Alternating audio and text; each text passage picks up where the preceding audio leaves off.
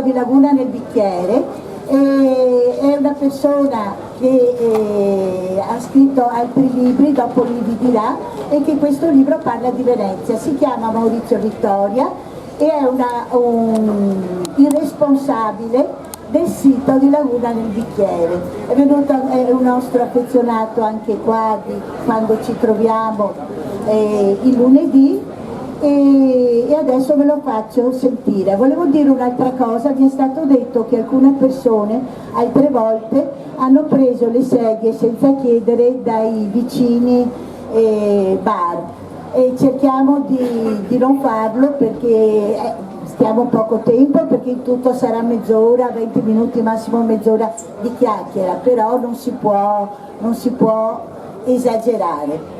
E vi ringrazio. Se qualcuno vuole essere avvisato di altri momenti dell'avamposto, poi lasciamo un foglio, può scrivere l'email.